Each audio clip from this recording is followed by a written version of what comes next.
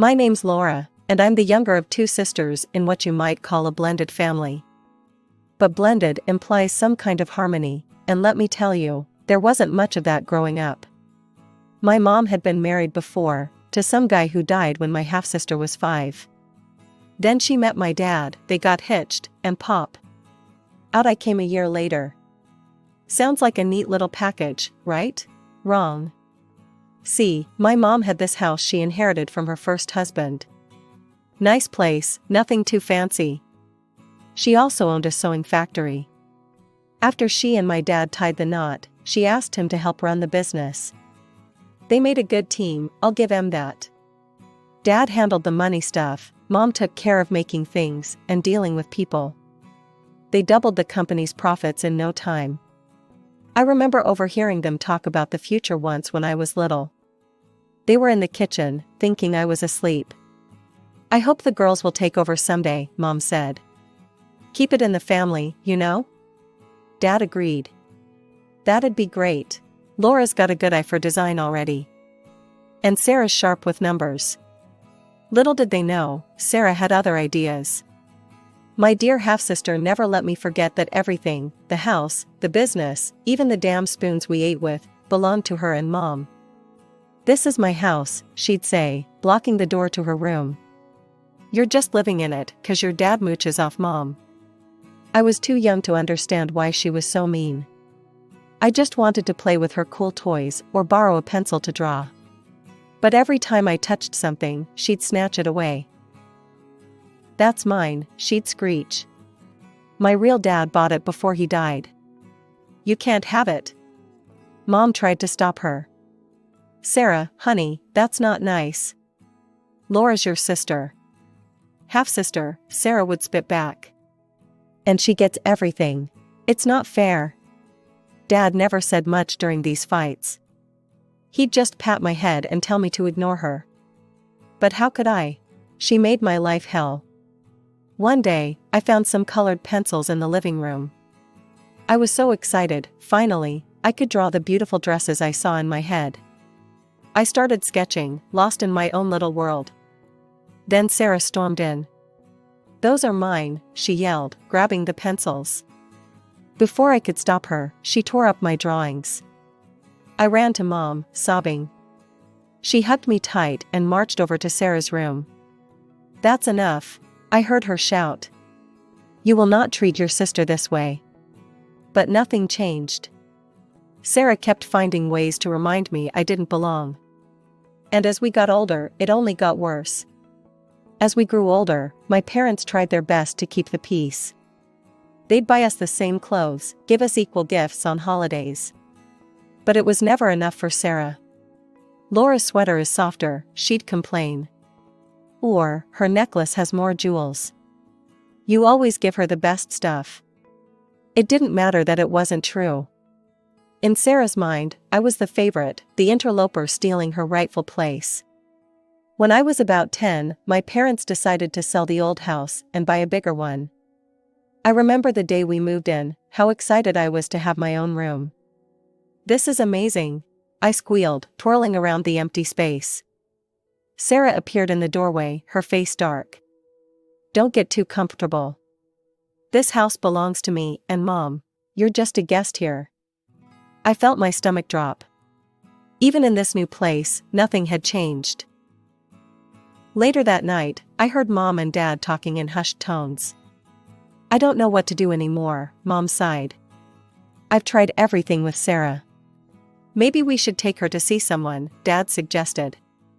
A therapist or counselor? Mom agreed, and soon Sarah was going to weekly sessions. But if anything, it only made her more resentful. Oh, so now I'm crazy, she spat one day after a particularly rough appointment. You just want to fix me so precious Laura can have a perfect life. I wanted to scream that my life was far from perfect with her in it, but I kept my mouth shut. It never did any good to argue with Sarah. As the years went by, Sarah's victim complex only grew. Everything was someone else's fault, usually mine.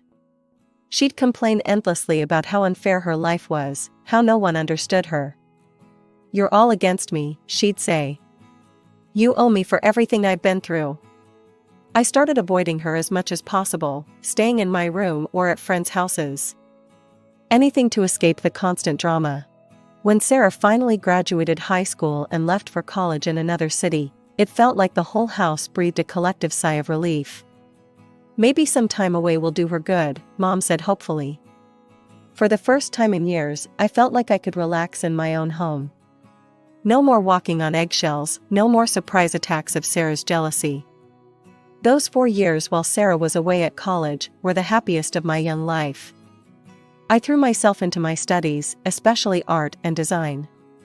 I'd spend hours sketching clothes, dreaming up new styles. Mom noticed my passion and started bringing home scraps of fabric from the factory for me to play with. "You've got a real talent, Laura," she'd say, admiring my creations.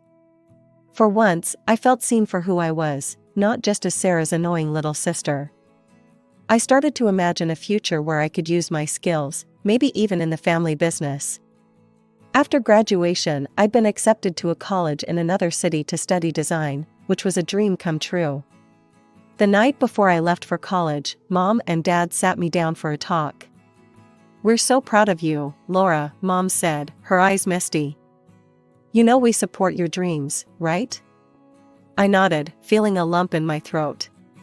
Dad chimed in. "We hope that after you graduate, you'll consider coming back to work with us. Your designs could really take the company to the next level."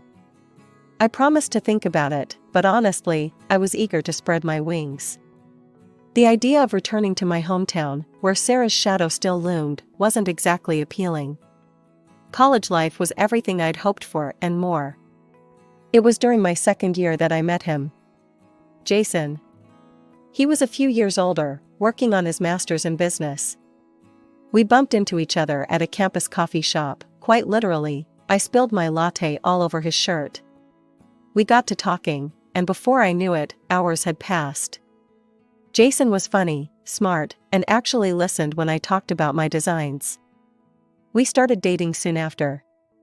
As graduation approached, Jason and I talked about our future. We'd been together for over 2 years by then, and things were getting serious. "I've got a job lined up here in the city," he told me one night over dinner. "What do you think about staying here? Maybe, together?" My heart soared at the idea.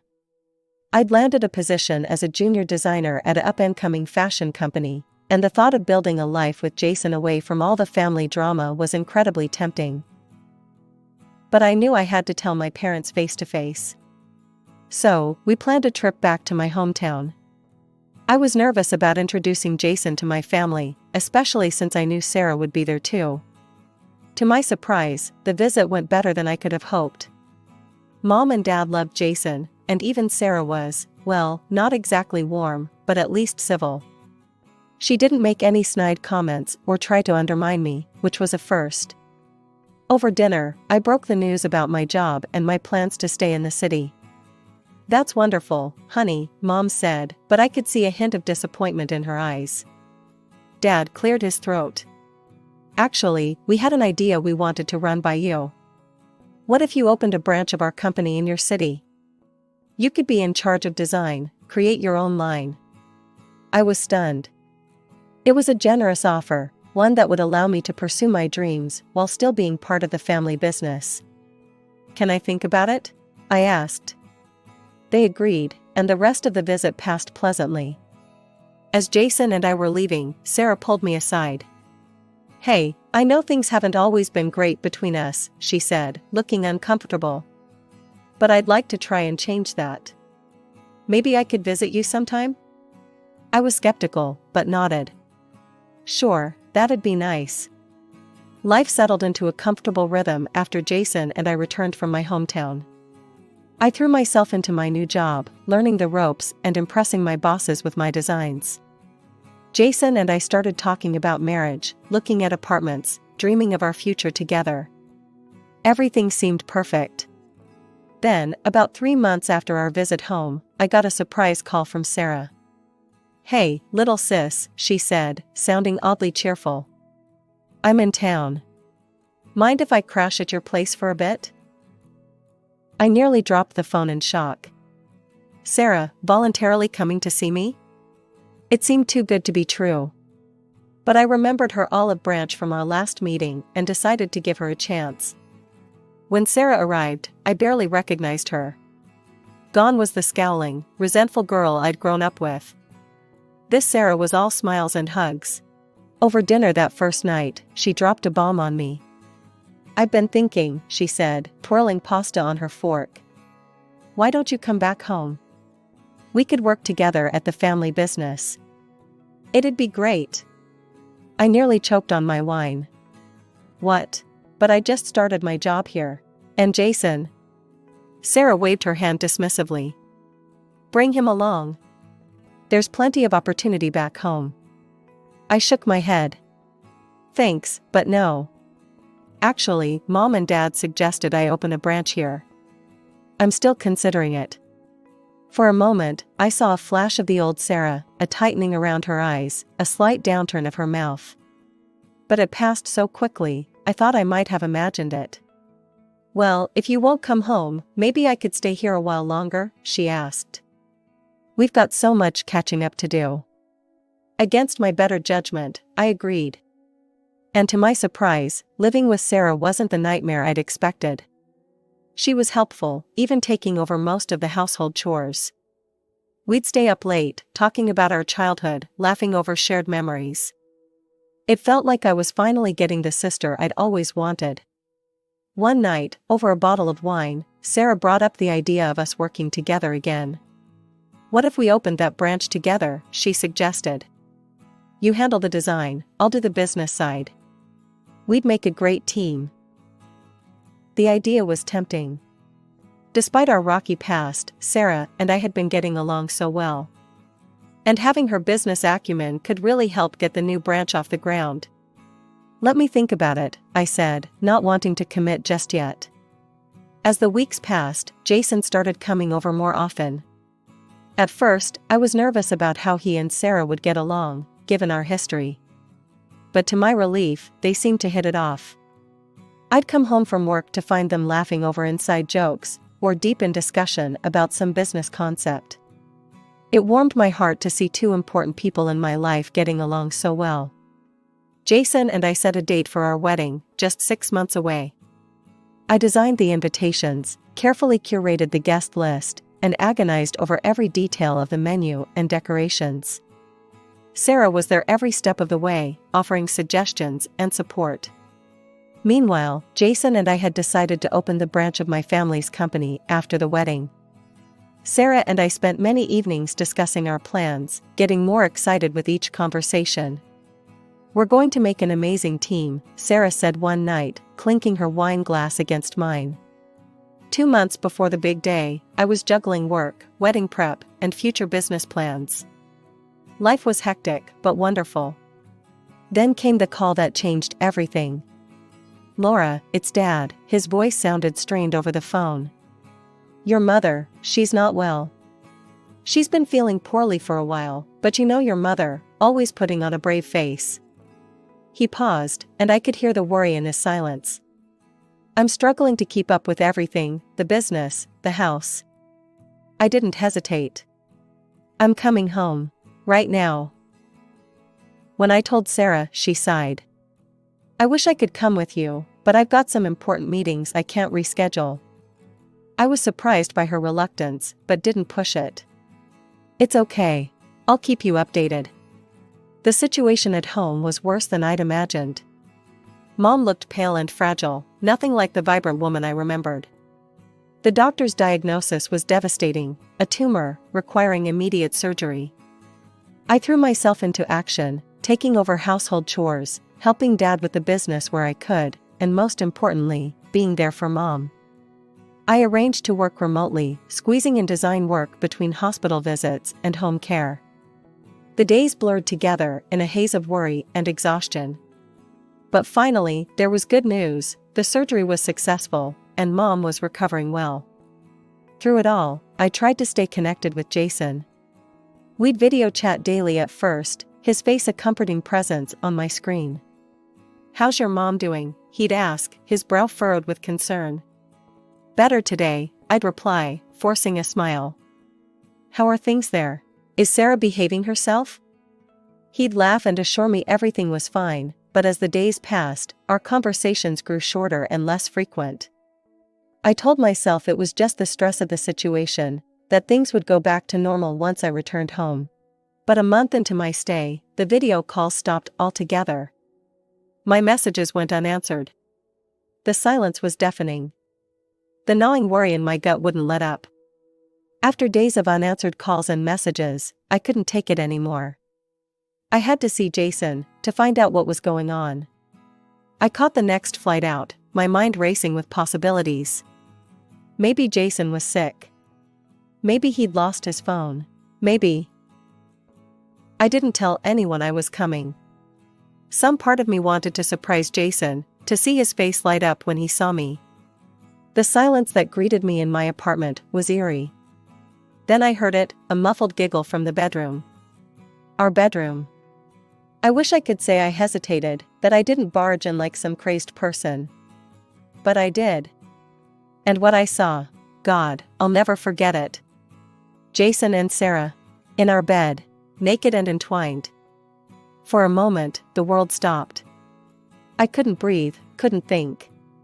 Then reality came crashing down. What the hell? I screamed, my voice breaking. They jumped apart, but neither looked particularly ashamed. If anything, they looked relieved. Laura, Sarah said, wrapping the sheet around herself. We didn't expect you back so soon. I couldn't believe what I was hearing. You didn't expect? Are you kidding me? That's all you have to say? Jason at least had the decency to look uncomfortable. Sarah stood up, still clutching the sheet. Look, sis, these things happen. Jason and we're in love. I felt like I'd been punched in the gut. In love? You've known each other for what, a few months? Sometimes you just know, Jason said, reaching for Sarah's hand. We didn't mean for this to happen, but... But what? I interrupted. You just accidentally fell into bed together? Sarah smiled sweetly. Laura, you should be happy for us. In fact, we were hoping you'd understand. Maybe even, let us use your wedding plans? I stared at her, uncomprehending. What? Well, everything's already paid for, she explained, as if talking to a child. It seems a shame to waste it. We could celebrate our engagement instead. I don't remember leaving the apartment. I don't remember the trip back to my parents' house. I just remember collapsing into my childhood bed, sobbing until I had no tears left. Mom and Dad found me like that. They didn't push, just sat with me until I was ready to talk. When I finally told them everything, Dad's face turned red with anger. Mom just looked sad. I'll call her, Dad said, reaching for his phone. This ends now. The conversation was short and brutal. I could hear Sarah's voice, shrill and defensive, through the speaker. Of course you're taking her side, she yelled. You always have. Well, guess what? For once, I'm the one who got chosen. How does it feel, Laura? Dad's voice was cold. Sarah, if you go through with this, you're no longer part of this family. Do you understand? There was a pause, then Sarah's voice, dripping with venom, fine. I don't need you anyway. I've got Jason now. The line went dead. Mom pulled me into a hug, her still fragile body shaking with sobs.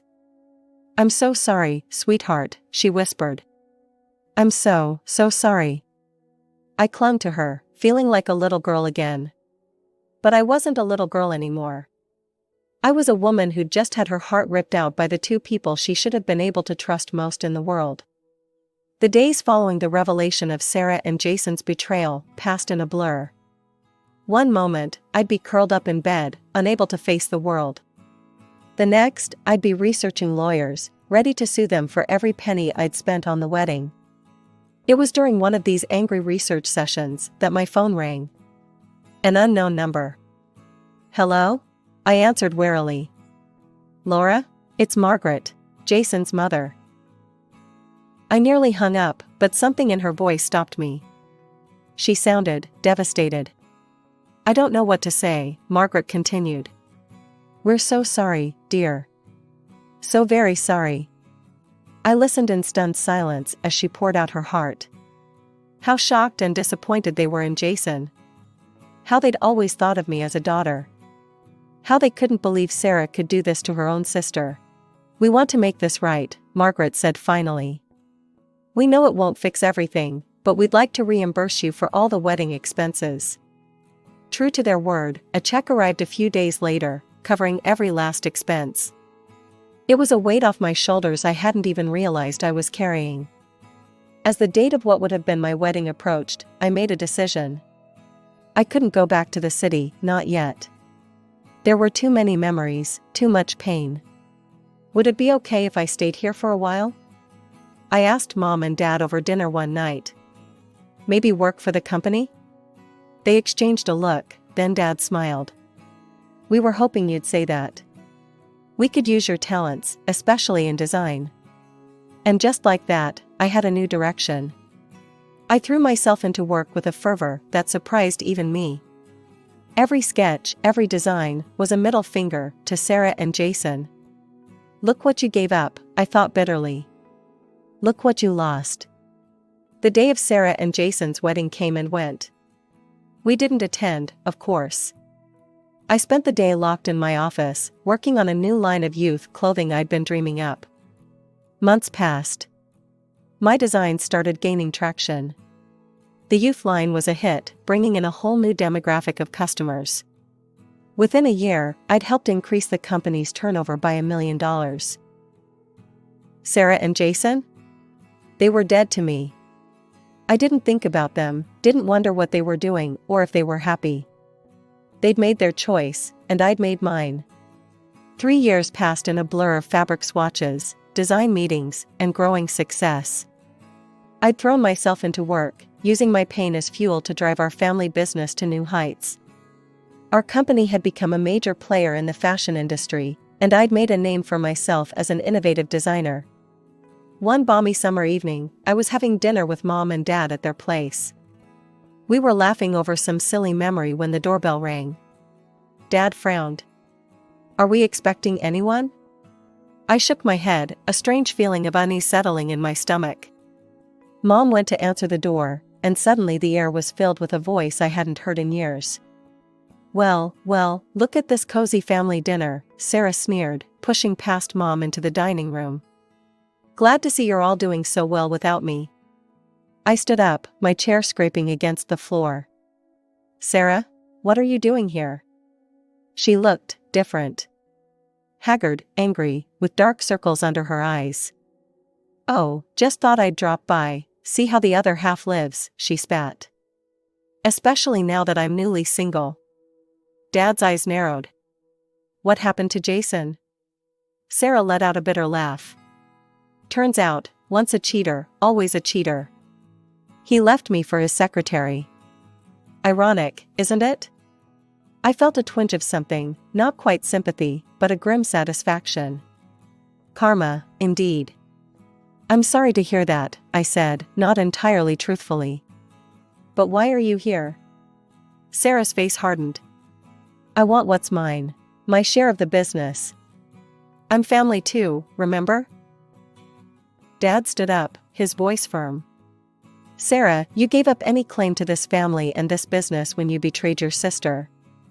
You're not getting anything. You can't do this. Sarah screamed, her composure cracking. You can't just cut me out. Mom stepped forward, her voice soft but resolute. We already have, Sarah. You're disinherited. Please leave. For a moment, I thought Sarah might lash out physically. But instead, she just glared at us all, her eyes burning with hatred. This isn't over, she hissed, before storming out. A few days later, I was in my office when I heard a commotion from the lobby. I rushed down to find Sarah in the middle of our workspace, screaming at the top of her lungs. You're all being deceived, she yelled at our bewildered employees. My parents are unscrupulous liars. They've stolen what's rightfully mine. I didn't hesitate. I called the police, keeping my voice calm, despite the chaos around me. We need officers at fashion-forward designs immediately. We have an unstable individual causing a disturbance. Even as security tried to remove her, Sarah kept fighting. Over the next few days, she escalated her attacks, trying to break into our parents' house, smashing windows, and in a final, terrifying act, attempting to set fire to the front door. It was clear this couldn't go on. With heavy hearts, we took legal action, obtaining a restraining order that banned Sarah from approaching me, our parents, or any of our properties. As I sat in my office after the court hearing, looking out over the city I'd come to love, I felt a complex mix of emotions. Sadness for the sister I'd lost, anger at her actions, but also pride in how far I'd come. I was now a respected entrepreneur and fashion designer, my name known throughout the industry. Love? That could wait. The wounds from Jason's betrayal had healed, but I wasn't ready to risk my heart again. Not yet. For now, I was content to pour my passion into my designs, into building something lasting and beautiful.